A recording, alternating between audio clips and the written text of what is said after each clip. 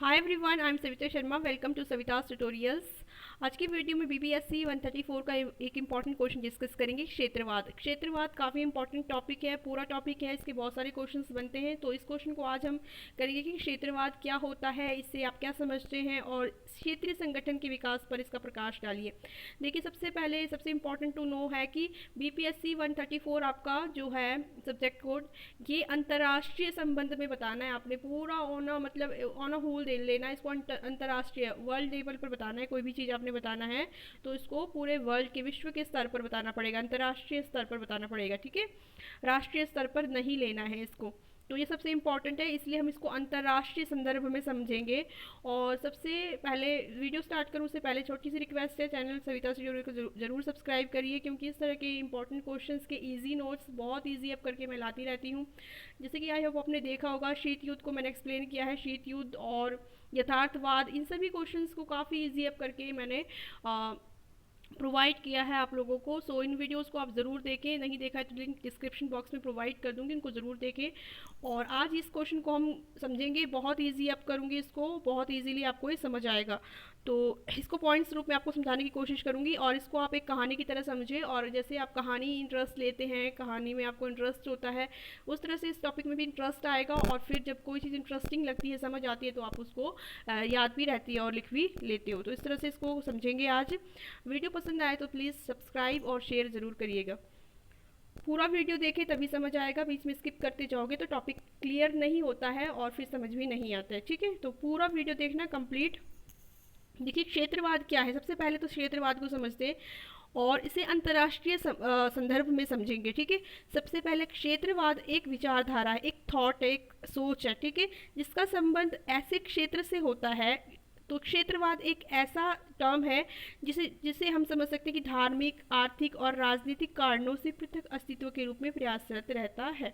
तो एक ऐसी सोच है, एक ऐसा समुदाय, एक ऐसा संगठन समझ लीजिए, एक ऐसी विचारधारा को लेकर एक संगठन बनाया जाता है जिसको सभी सभी इस विचारधारा को मानते हैं, जिनका आपसी हित सेम होता है। किसी भी कारण से हो सकता है, धार्मिक, आर्थिक या सामाजिक कारण से, उनका अपना जो लक्ष्य होता है वो सेम होता है। तो यही होता है कि सेम उद्देश्य वाले, एक जैसे उद्देश्य वाले, सामान्य उद्देश्य वाले, धार्मिक, आर्थिक, राजनीतिक, सामाजिक, किसी भी कारण से हो सकता है, अपने पृथक अस्तित्व के लिए प्रयासरत रहते हैं, अपने आप को किसी एक उससे अलग करते हैं, ठीक है, अलग अस्तित्व चाहते हैं। इसी को हम क्षेत्रवाद कह सकते हैं, ठीक है। अब अंतर्राष्ट्रीय संबंध में इसको समझेंगे। अंतर्राष्ट्रीय संबंधों के संदर्भ में अगर क्षेत्रवाद को समझा जाए तो उन संस्थाओं का निर्माण, कई ऐसे संगठन बने अंतर्राष्ट्रीय संबंध में क्षेत्रवाद के आधार पर, और उनके निर्माण और उनके कार्यान्वयन के रूप में एक संयुक्त भावना, एक जैसी भावना, एक उद्देश्य की अभिव्यक्ति, जो एक क्षेत्र विशेष के रूप में कार्य करते हैं, ठीक है। कितना इजी अब किया, देखियो। अंतर्राष्ट्रीय संदर्भ में अगर हम क्षेत्रवाद को समझते हैं तो उन संस्थाओं का निर्माण, कार्यान्वयन के रूप में एक संयुक्त उद्देश्य और भावना। संयुक्त उद्देश्य मतलब एक जैसी, जिसकी एक जैसे उद्देश्य होंगे तभी तो वो एक साथ आएंगे ना, एक दूसरे का सहयोग करेंगे और वो पृथक अस्तित्व बनाने की कोशिश करेंगे और उसके लिए जो है प्रयासरत रहेंगे। तो इसे ही हम कहेंगे क्षेत्रवाद। क्षेत्रवाद एक ऐसा विचारधारा जिसमें एक क्षेत्र, जिसमें जो है जो धार्मिक, आर्थिक, सामाजिक कारणों से पृथक अस्तित्व के लिए जो है प्रयासरत रहते हैं, एक जैसे विचारधारा के संगठन, ठीक है। सामान्य और एक जैसे लक्ष्यों की प्राप्ति के लिए, ये मैंने अच्छे से एक्सप्लेन किया ताकि आपका कोई पॉइंट छूटे ना। सामान्य और एक जैसे लक्ष्यों की प्राप्ति के लिए कुछ पड़ोसी देश आपस में मिलकर क्षेत्रीय संगठन का निर्माण करते हैं। तो इसे ही हम जो कहेंगे क्षेत्रवाद कहेंगे, अंतर्राष्ट्रीय लेवल पे अगर हम देखा जाए, ठीक है। अंतर्राष्ट्रीय संदर्भ में अब हम समझेंगे कि एक जैसे लक्ष्य जिन भी लोगों के हैं, या जिन भी राज्यों के हैं, जिन भी क्षेत्रों, जिन भी देशों के हैं एक जैसे लक्ष्य, वो देश आपस में, जो भी पड़ोसी देश होते हैं वो आपस में मिल जाते हैं और एक क्षेत्रीय संगठन का निर्माण करते हैं। इसका बेस्ट एग्जांपल अगर हम उदाहरण देखा जाए तो यूरोपीय संगठन, ठीक है। यूरोपीय संगठन जो संगठन है, ये जो है क्षेत्रवाद के रूप में उभरा है, ठीक है। ये बेस्ट एग्जांपल है इसका। क्षेत्रवाद का उदय सबसे पहले प्रथम विश्व युद्ध की समाप्ति के पश्चात 20वीं शताब्दी में देखा गया, ठीक है। कब इसका उदय हुआ था?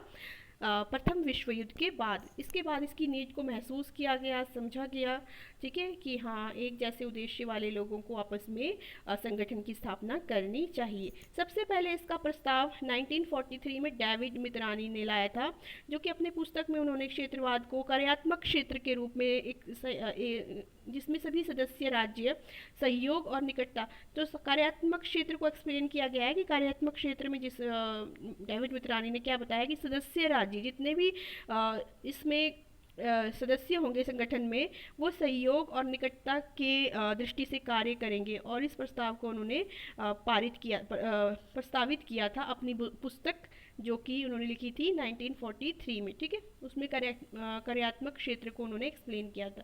सबसे पहले ये एक टर्म उन्होंने बताया था कि कार्यात्मक क्षेत्र, इसमें क्या है, जो विभिन्न देश हैं जिनके उद्देश्य सेम है वो एक संगठन की स्थापना करें और कार्यात्मक रूप से, कार्यात्मक क्षेत्र के रूप से सेम उद्देश्य की प्राप्ति के लिए कार्य करें। तो वे मानते थे कि एक दूसरे पर निर्भरता व सहयोग वाले राज्य क्षेत्रों में आपसी समझ पैदा होगी। तो मित्रानी ये मानते थे, जिन्होंने ये प्रस्तावना सबसे पहले दी थी कार्यात्मक क्षेत्र की, कि सभी जो एक जैसे उद्देश्य वाले जो देश हैं उनकी आपस में जो निर्भरता है और सहयोग है, इस वजह से वो जो है आपस में समझ पैदा होगी। ये उन्होंने बहुत पहले बता दिया था कि एक जैसी समझ पैदा होने से क्या होगा, एक संगठन का उद्भव या उदय होगा। इस तरह से समझा जाए तो क्षेत्रीयता और क्षेत्रीय सहयोग के विकास में के लिए महत्वपूर्ण कारक है। तो इसके लिए हम देखा जाए तो क्षेत्रीयता के लिए सबसे महत्वपूर्ण कारक कौन से हैं, जो राज्य है, अलग अलग राज्य, उनके जो व्यापारिक आपसी निर्भरता है, व्यापार की दृष्टि से वे एक दूसरे पर निर्भर है, एक दूसरे की ज़रूरतें जिनकी आपस में सेम ज़रूरतें हैं, तो सेम ज़रूरतों के लिए प्रयत्नशील रहेंगे, उनको प्राप्त करने की इच्छा रखेंगे, तो वो क्या करेंगे, संगठन का निर्माण करेंगे। अंतर्राष्ट्रीय संबंध में देखना है इसको, हमेशा ये बात याद रखनी है। धीरे धीरे से ये निर्भरता, जैसे कि एक छोटा सा एग्जाम्पल अगर अंतर्राष्ट्रीय संबंध में ना देखा जाए, एक छोटे से गांव के रूप में देखा जाए, देखो अलग अलग जो शॉपकीपर्स होते हैं, दुकानदार होते हैं, उनके जो बहुत सारे शॉपकीपर्स होते हैं जिनके हित सेम होते हैं, तो वो क्या करते हैं कि यूनियन का संगठन कर लेते हैं, एक यूनियन बना लेते हैं, एक सही संगठन बना लेते हैं, और अपने जो उनके हित होते हैं उसके लिए वो सरकार पर दबाव डालते हैं, या फिर कुछ भी एक कार्यनीति प्रदर्शन करते, धरना करते, कुछ भी करते, ठीक है, अपने हित के लिए, समान हित के लिए प्रयत्नशील रहते हैं और संगठन का निर्माण करते हैं। इसी चीज़ को हम अंतर्राष्ट्रीय लेवल पे देख सकते हैं कि बहुत सारे जो पड़ोसी राज्य हैं, पड़ोसी देश है, उनके जब हित सेम होते हैं, उनके कोई सामान्य उद्देश्य होते हैं, तो वो क्या करते हैं, अंतर्राष्ट्रीय संगठन बनाते हैं और इस तरह से एक दूसरे को सहयोग करते हैं और अंतर्राष्ट्रीय स्तर पर चीज़ों को प्राप्त करने की कोशिश करते हैं, अपने लक्ष्यों को प्राप्त करने की कोशिश करते हैं। इस संदर्भ में आपने इसको समझना है, ठीक है। और धीरे धीरे आप जब इनको पॉइंट्स को समझते जाएंगे तो आपका पूरा ऑन अ होल ये क्वेश्चन क्लियर हो जाएगा, ठीक है। यूरोप में इस कार्यात्मक क्षेत्र का दृष्टिकोण अत्यधिक सफल रहा। अब देखिए, जो ये कार्यात्मक क्षेत्र किसका दृष्टिकोण किसने दिया, जो कि हमारे डेविड मित्रानी ने दिया था, ठीक है। कार्यात्मक क्षेत्र का दृष्टिकोण कि हाँ ऐसा ऐसा टाइम आएगा और जिनके सहयोग की भावना के कारण जो है विभिन्न देश जो है एक कार्य को करेंगे, ठीक है। इस तरह से कार्यात्मक क्षेत्र का दृष्टिकोण बहुत ज़्यादा उनका सफल रहा। क्यों सफल रहा, क्योंकि जो ये समय था, ये समय यूरोपियन महाद्वीप में युद्ध के बाद पुनर्निर्माण, इस समय द्वितीय विश्व युद्ध समाप्त हो गया था और आपको पता है जब युद्ध कहीं पर होता है तो कितना लॉस होता है, बहुत ज़्यादा एक तरह से पुनर्निर्माण का काम चल रहा था। सहयोग की भावना जो है एक चुनौती के रूप में दिख रही थी, तो उस समय जो है इस कार्यात्मक क्षेत्र जो इन्होंने बताया ये काफ़ी काम कर गया और सफल रह गया। कार्यात्मक क्षेत्र के सहयोग के रूप में एक क्षेत्रीय संगठन में अधिक से अधिक सदस्यता मिली। तो इस तरह से एक अगर उस समय एक क्षेत्रीय संगठन बनाया जाए तो उसमें बहुत ज़्यादा जो देश है सम्मिलित हो जाएंगे और इस तरह से उनको बहुत ज़्यादा सदस्यता प्राप्त होगी। सबसे पहला इस तरह का जो क्षेत्रीय संगठन बनाया गया अंतर्राष्ट्रीय स्तर पर, वो था आपका पहला संगठन जो था यूरोपीय कोयला तथा इस्पात समुदाय का गठन किया गया, ठीक है। यूरोपियन कोयला तथा इस्पात समुदाय का गठन किया गया इस आधार पर, क्षेत्रीय आधार पर, ठीक है। क्षेत्रवाद में संघीय दृष्टिकोण महत्वपूर्ण है। क्षेत्रवाद में अब जो है संघीय दृष्टिकोण को भी सम्मिलित किया गया, ठीक है। जैसे कि कार्यात्मक दृष्टिकोण डाला गया है इसमें, अब इसमें संघीय दृष्टिकोण को भी सम्मिलित किया गया और संघवाद ने क्षेत्रवाद का पक्ष लिया और इसके लिए कई कारणों को जिम्मेदार ठहराया। संघवाद आपको पता है, बहुत सारे राज्य जब एक साथ इकट्ठे होते हैं तो वो संघवाद कहलाता है, जैसे कि हमारे देश में भी इस तरह से संघवाद और राज्य प्रणाली है। तो संघवाद आपने पहले समझना है संघ क्या है। संघ, तो फिर संघ ने भी इसको समर्थन प्राप्त किया और इस तरह से इसके लिए कई कारणों को उन्होंने जिम्मेदार ठहराया। इस प्रकार क्षेत्रवाद को 3 सैद्धांतिक दृष्टिकोण का समर्थन प्राप्त हुआ। इस तरह से हम देखते जा रहे हैं कि अब जो है क्षेत्रवाद में कार्यात्मकतावाद, नव कार्यात्मकतावादी और तथा संघीयवाद, तीनों चीज़ें इसमें सम्मिलित हो चुकी है। अब EEC यूरोपियन आर्थिक समुदाय, इंटरनेशनल इकोनॉमिक कॉपरेशन, ठीक है, ये जो है ये भी एक क्षेत्रवाद है। क्षेत्रवाद के रूप में जो है एक समुदाय है, ठीक है। तो इसने जो है इस विचार को और भी ज़्यादा पंख दिए, किसको, क्षेत्रवाद को बहुत ज़्यादा पंख दे दिए और इस विचार को एक ठोस आधार भी दे दिया। EEC यूरोपियन आर्थिक समुदाय, ये एक क्षेत्रवाद के आधार पर संगठित समुदाय है, ठीक है। तो EEC याद रखना है आपने। EEC के माध्यम से आर्थिक और व्यापार सहयोग की प्रक्रिया के साथ साथ विकास भी हुआ। EEC के माध्यम से क्या हुआ, ये जो हमारा कार्य था सहयोग का व्यापार और आर्थिक क्षेत्र में, ये और भी ज़्यादा इसका विकास हुआ।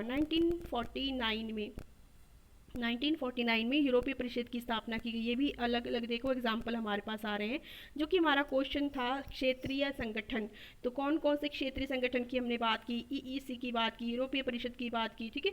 इस तरह से हमने और भी बहुत सारे संगठन की बात की। आपने सब के सब जो है लिखने हैं, याद रखने हैं, ठीक है। ये कोयला और इस्पात समुदाय, इसके अलावा फर्स्ट हमने कौन सा दिया, यूरोपीय संगठन, ठीक है, ये यूरोपीय संगठन ये वाला।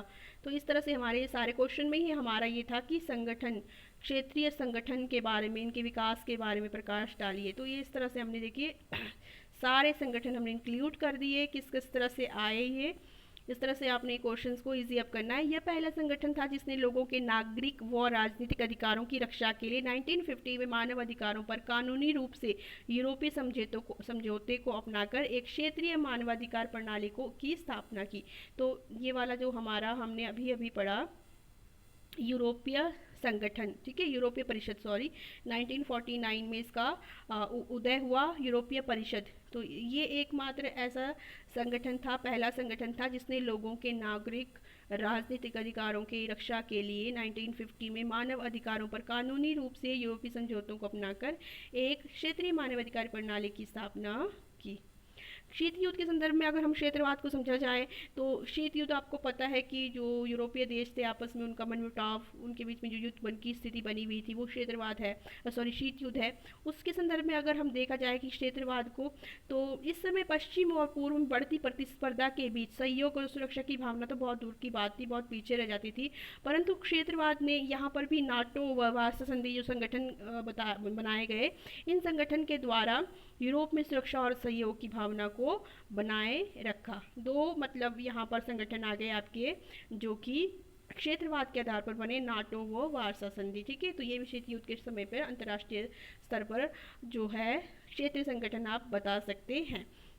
इस तरह से देखिए बहुत इजी अब ये हो गया ये क्वेश्चन। और 1960-70 में पर क्षेत्रवाद अपने चरम पर था और कुछ समय इसकी गति धीमी भी हुई बीच में और इसे पुराना क्षेत्रवाद का नाम दिया गया। परंतु 1980 में फिर से क्षेत्रीय एकीकरण किया गया और नया क्षेत्रवाद एक नए रूप में शुरू हुआ जो कि आज भी चल रहा है, आज भी जारी है। इस तरह से इस क्वेश्चन को आपने अटेम्प्ट करना। आई होप आपको समझ आया होगा पूरा टॉपिक क्षेत्रवाद। वीडियो पसंद आए तो शेयर एंड सब्सक्राइब जरूर करें। Thank you.